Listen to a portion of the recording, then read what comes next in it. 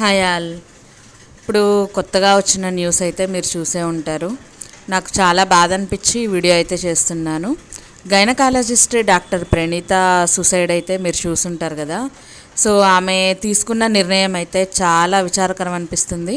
Parents అంతలా కష్టపడి ఒక డాక్టర్ని చేసి ఎంబీబీఎస్ చదివించి వాళ్ళని ఒక స్టేజ్లో నిలబెట్టాలి అంటే అసలు అవస్థలు మామూలు అవస్థలు కాదు. నార్మల్ మిడిల్ క్లాస్ పీపుల్కి చాలా కష్టతరం అన్నమాట పిల్లల్ని ఆ స్టేజ్కి తీసుకొని రావడానికి. బట్ ఆ స్టేజ్ నుంచి వాళ్ళు పైకి పోవడానికైతే వాళ్ళు ఎంత మాత్రం ఆలోచించుకోకుండా డెసిషన్స్ తీసుకుంటున్నారు. ఆమెకి మ్యారేజ్ అయింది, ఒక పిల్లలు కూడా ఉన్నారు, పాప కూడా ఉంది.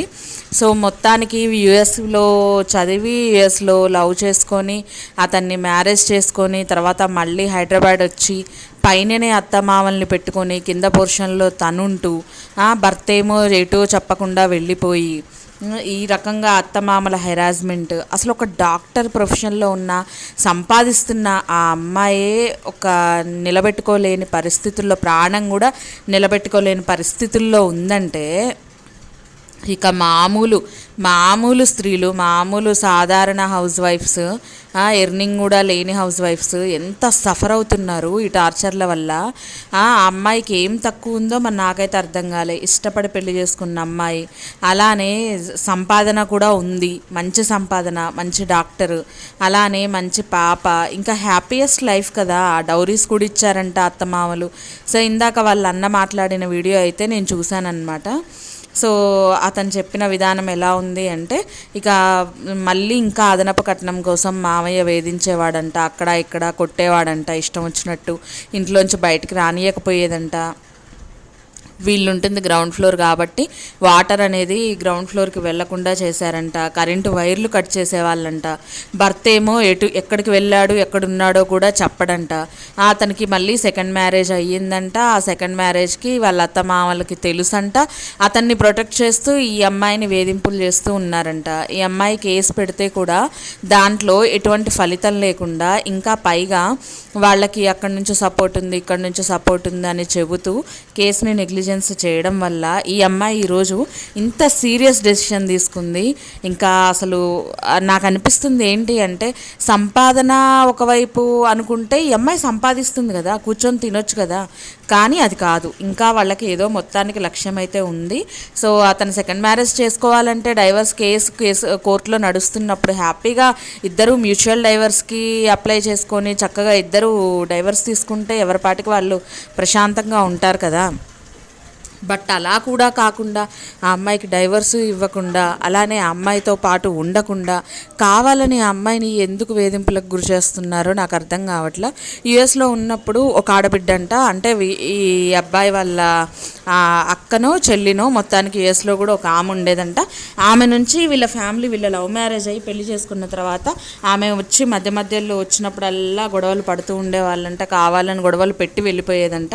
ఇక ఆ తర్వాత మళ్ళీ ఎప్పుడైతే హైదరాబాద్ వచ్చారో ఇక్కడ కూడా ఇంకో ఆడబిడ్డ ఉందంట. ఇక తను రావడంతో పాటు తను వచ్చి ఇష్యూస్ అనేవి స్టార్ట్ చేసి గొడవలు పడేసి, సో అలాగా మొత్తానికి గొడవలు అయితే వీళ్ళిద్దరి మధ్య పెట్టేస్తూ ఉండేదంట. అలా ఇద్దరు ఆడబిడ్డలు కలిసి మొత్తానికి ఒక సంసారాన్ని నాశనం చేసి ఒక అమ్మాయిని చావు బతుకుల దాకా తీసుకొచ్చి ఇంకొక చిన్న పాపని అనాథగా అయితే ఉంచేశారనమాట. మొత్తానికైతే ఇక వాళ్ళ ఫ్యామిలీని అటు ఇటు కాకుండా గుల్ల చేసి వదిలేరు. అయినా ఇంటి ఆడపిల్లలకి వచ్చిన ఒక ముద్ద తిని ప్రశాంతంగా వాళ్ళు కలకలాడుతూ ఉంటే చూసి ఆనందించాలి తప్పించి ఈ రకమైన ఫిట్టింగ్స్ అనేవి వాళ్ళిద్దరి మధ్య పెట్టడం ఎంత మాత్రం కరెక్ట్ కాదు. ఆమె ఎన్నో సమస్యల మధ్య అల్లాడుతూ ఈ డెసిషన్ తీసుకుంది అని నేను అనుకుంటున్నాను. ఆమె అయితే ఇప్పుడు ప్రజెంట్ హాస్పిటల్లో చావు బతుకుల్లో అయితే ఉందన్నమాట, పోరాడుతుంది. బట్ ఆమె బతకాలి, ఆమె కొంచెం ప్రశాంతంగా ఉండాలి అని నేనైతే కోరుకుంటున్నా.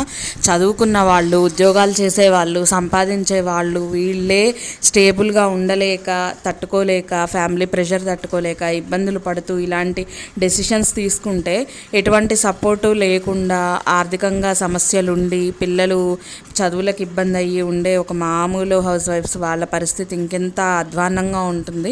అయినా కానీ పిల్లల కోసము ఎవరో ఒకళ్ళ కోసం వాళ్ళు స్టాండర్డ్ అయ్యి ఉండి లైఫ్ అనేది ఇబ్బంది పడకుండా హ్యాపీగా ఉండడానికైతే ట్రై చేస్తారు కదా. అంతే, అలానే ఉంటే చాలా బాగుండేది ఈమె కూడా. అంతగా ఇష్టం లేకపోతే అక్కడ నుంచి పూర్తిగా బయటకు వచ్చేసి వేరే ఇల్లు అద్దెకి తీసుకొని అక్కడ ఉంటూ తన పాపను పోషించుకుంటూ ఉంటే చాలా బాగుండేది. అక్కడే ఉంటూ అత్తమామలు పెట్టే హింస భరిస్తూ అలా ఉండడం అనేది కరెక్ట్ కాదు కదా, బయటకు వచ్చేస్తే సరిపోతుంది.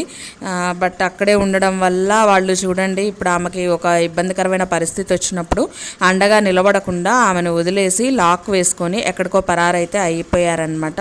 సో మరి ఇక్కడే తెలుస్తుంది, నిజాయితీగా ఉండే వాళ్ళైతే ఆ అమ్మాయితో పాటు అయ్యో ఆమె ఏదైనా అనుకోనివ్వండి, నా కూతురులాగా అనుకున్నాను, నేను మంచిగానే చూసుకున్నాననైనా చెప్పేవాళ్ళు.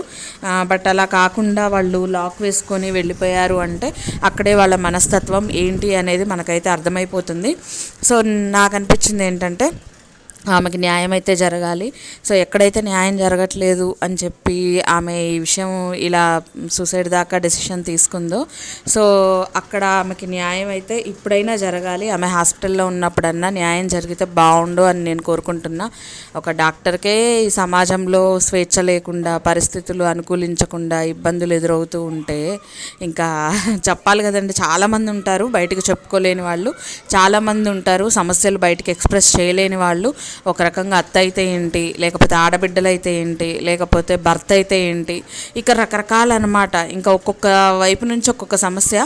నాకు తెలిసి ప్రపంచంలో హ్యాపీగా అత్తమామల దగ్గర హ్యాపీగా ఉన్న వాళ్ళైతే చాలా తక్కువ మందే అనుకుంటా. చాలా తక్కువ మంది మాత్రమే అలా చూసుకోగలరేమో అని నా అభిప్రాయం. ఇలాంటి వాళ్ళందరికీ బుద్ధి వచ్చేలాగా ఏదన్నా పనిష్మెంట్ ఉంటే చాలా బాగుండండి.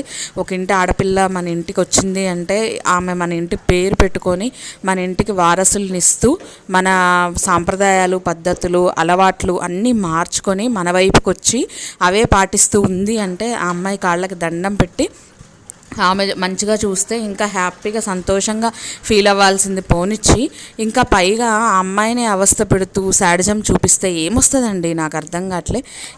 ఏం సాధించుకున్నట్టు, ఈరోజు ఏం సాధించినట్టు, ఆమెను చంపేసి ఏం సాధించినట్టు? కావలసినంత పాపం మూట కట్టుకొని నెత్తి మీద పెట్టుకొని పోయేటప్పుడు ఆ పాపాన్ని కూడా వెంట తీసుకొని పోవాలన్నమాట. సో అంతకు మించి ఇంకేమన్నా వాళ్ళకి ఉపయోగం ఉందా చెప్పండి? సో ఇలాంటి వెధవలకి, ఇలాంటి వాళ్ళందరికీ బుద్ధి వచ్చేలాగా గవర్నమెంట్ ఏవైనా చర్యలు తీసుకుంటే చాలా బాగుండండి. రకరకాల సమస్యలతో ఇళ్లల్లో ఆడవాళ్ళు చాలామంది సఫర్ అవుతున్నారు.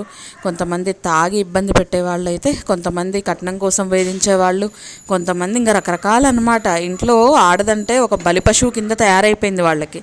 ఇక గొర్రె కషాయవాడిని నమ్మినట్టు వీళ్ళు తాళి కట్టేస్తే ఇంక ఆడవాళ్ళు తలలుంచేసుకొని వాళ్ళ కుటుంబానికి వచ్చి వాళ్ళు పెట్టే శాడిజం అంతా భరిస్తూ ఉండాల్సిన పరిస్థితులు అయితే వచ్చినాయి. ఈ పరిస్థితులు ఎప్పటికైనా మారాలని నేను కోరుకుంటున్నా.